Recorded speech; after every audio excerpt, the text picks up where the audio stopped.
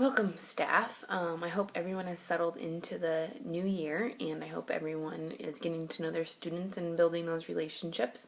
Since we've gone over all the logistics of the new year and what the expectations are, I want to talk about what techniques and strategies that we can use in our classrooms to help us better serve every student and all students. And I specifically wanted to focus on ability grouping for every subject. I know since we are elementary school teachers, we teach everything. And so I wanted to continue to talk about reading groups, which we ability group those by Armando benchmarks.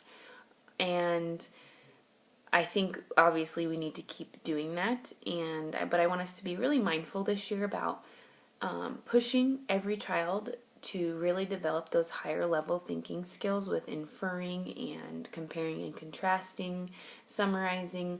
And I really want us to also be mindful of how many times we meet with each group per week. Do we need to meet with the higher level groups more than once or twice a week? Probably not.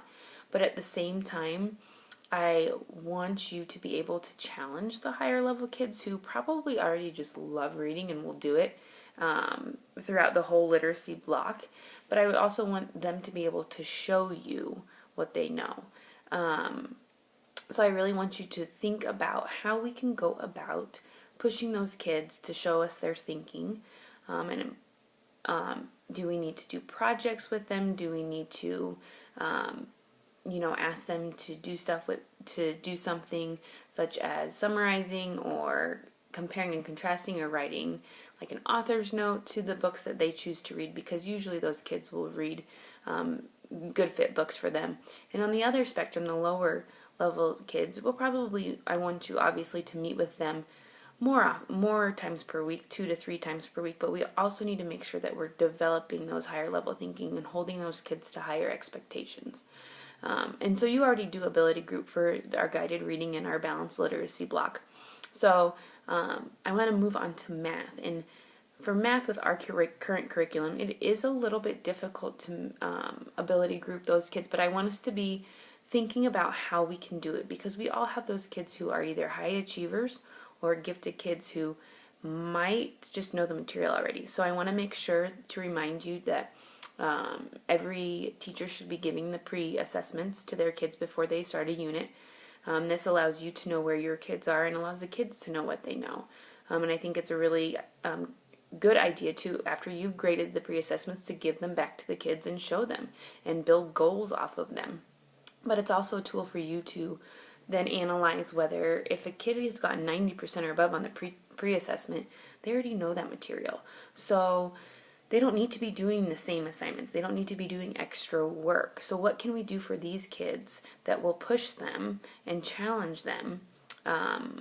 So with that, I really want you, if they have gotten a 90% or more on their pre-assessment, as a grade level team, come up with an assignment that is based on what you're working on, the standards you're working on, but that pushes them more.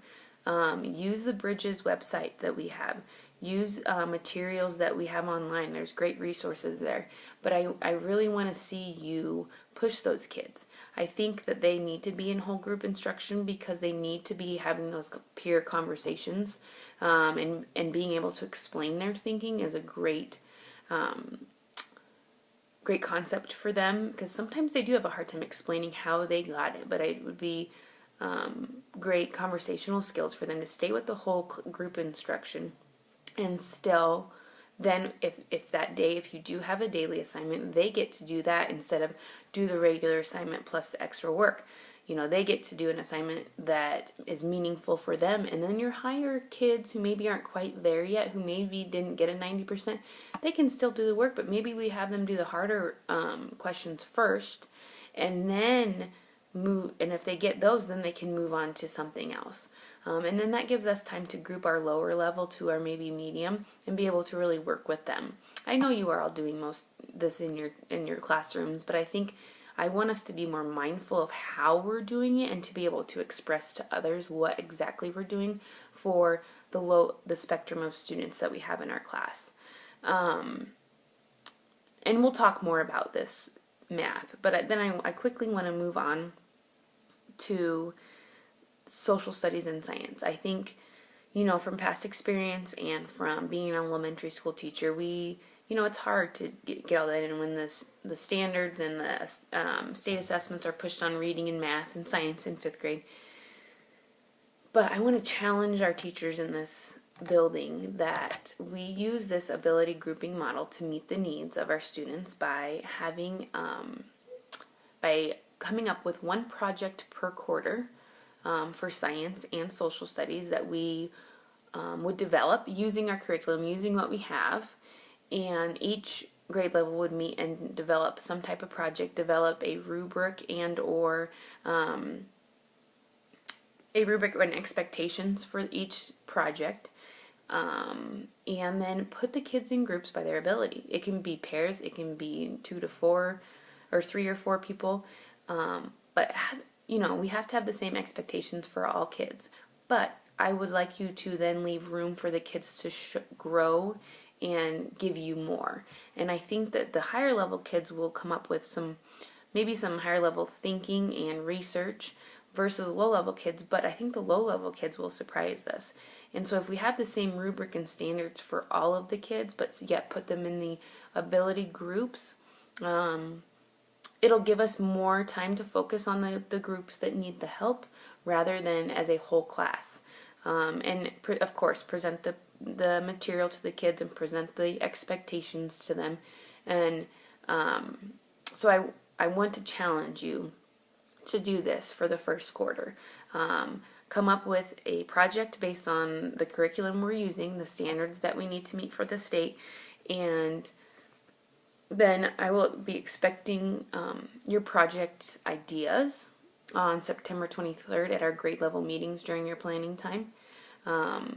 And so I can look over them and we can discuss, and if you have questions, then we can talk about it, and then implement that in the first quarter. And then at the first meeting after this first quarter ends and parent-teacher conferences are over and we meet again as a staff, I want us to bounce the ideas off of each other and see how it went, whether it went well, whether it didn't, what we need to fix. But I really think that we need to focus on this ability grouping because I think we'll be surprised by the lower level kids, and we will also be surprised by the higher of what type of work and what twists they can put on these projects. So that is my challenge to you, and I will be sending out an email of more of my expectations, and that way that you will have some time to develop some ideas with your team and then be able to implement that. And if you've already implemented it before our September 23rd meeting, great, that's awesome.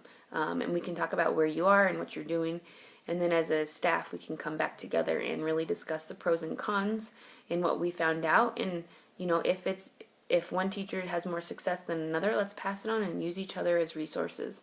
And that way we can move forward, and if it's truly a good fit for our school, we can continue to do this.